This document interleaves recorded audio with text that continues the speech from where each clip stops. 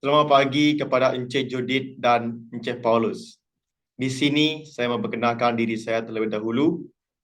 Nama saya Encik Sylvester Jamid dan saya di sini sebagai perantara yang dipilih untuk mengendalikan perbincangan pada hari ini. Baiklah, tuan-tuan yang telah bersedia untuk mengambil bahagian dalam proses perantaraan ini.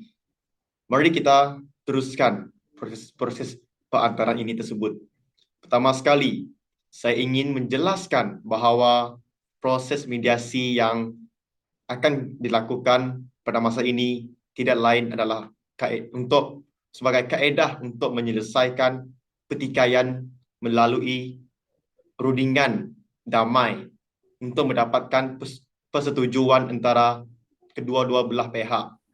Bagi saya sebagai orang tengah ataupun perantara, saya adalah pihak yang berkecuali untuk membantu pihak-pihak dalam proses rundingan damai ini bagi mencari pelbagai kemungkinan jalan penyelesaian untuk pertikaian dan masalah ini tanpa menggunakan kaedah yang memutuskan dan mengenakan penyelesaian tersebut.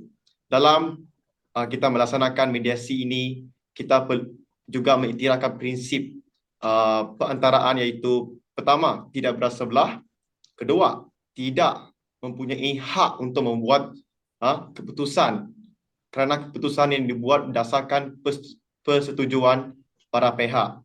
Seterusnya, segala perkara yang kita lakukan adalah kerahsiaan. Segala yang berlaku dalam proses perantaraan ini adalah sulit, tidak boleh diwar-warkan.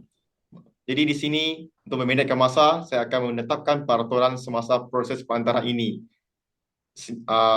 ketika ianya sedang berlaku. Pertama, kedua-dua pihak haruslah berbicara secara bergantian, ikut giliran. Kedua, kedua-dua pihak tidak dibenarkan untuk mencelah. Dan ketiga, kedua-dua belah pihak tidak dibenarkan untuk mengeluarkan kata-kata kesat atau sebarang kekerasan secara fizikal semasa kita melakukan rundingan. Baiklah, adakah kedua-dua pihak bersetuju dengan peraturan yang telah ditetapkan? Ya, kami bersetuju. Ya, kami bersetuju. Baiklah. Kalau begitu, saya mempersilakan Encik Paulus untuk memberikan keterangan terlebih dahulu. Dipersilakan. Encik Judith, saya sebagai pengurus syarikat telah melihat bahawa prestasi kamu menurun dari segi hasil kualiti kerja anda. Adakah ini berpunca daripada masalah dalam skop tugas anda? Tidak, saya hanya menjalankan tugas seperti biasa sahaja.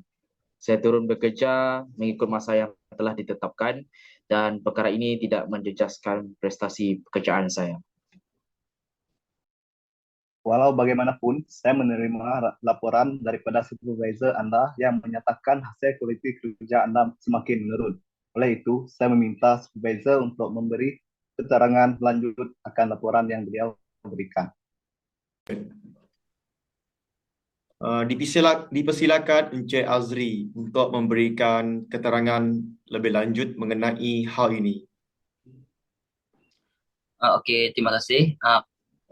Beberapa bulan lalu saya mendapati bahawa Encik Judith sengaja menangguhkan tugasan dan kerja yang diberikan oleh saya sehingga akan menyebabkan produktiviti di bahagian saya terjejas. Encik Judith, bolehkah anda berterus terang akan hal yang telah menyebabkan prestasi anda menurun?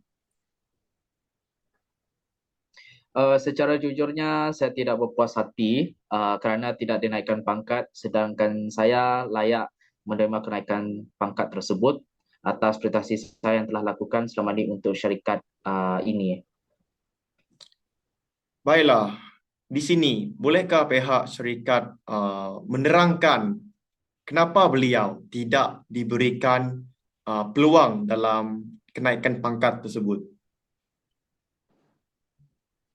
Okey, sebenarnya bagi pendapat saya, Encik Judith tidak layak menerima kenaikan pangkat atas faktor prestasi beliau yang tidak konsisten.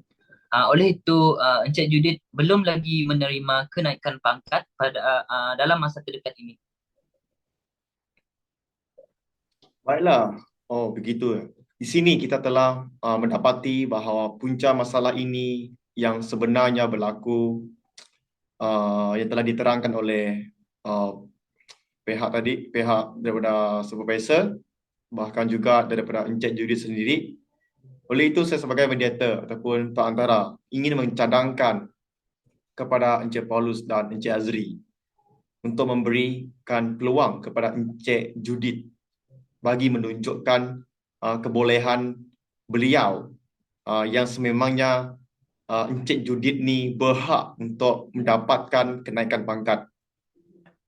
Boleh berikan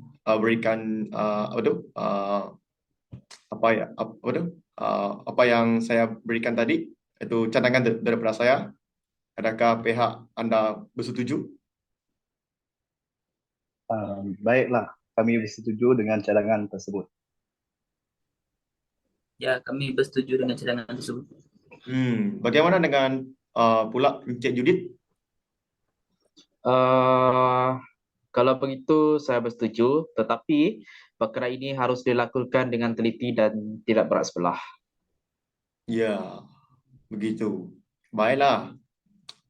Kalau begitu, kami Baiklah, kami sebulat suara untuk bersetuju dengan cadangan anda, Encik Judith.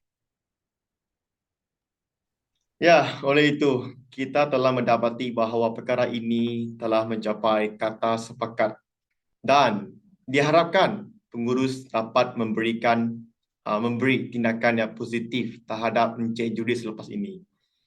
Saya mewakili perantara ataupun mediator anda berharap perkara ini tidak akan berulang lagi, dan juga sekali lagi saya ingin memohon untuk kedua-dua belah pihak memahami situasi kerja masing-masing agar perkara ini dapat diselesaikan dengan sebaiknya tanpa sebarang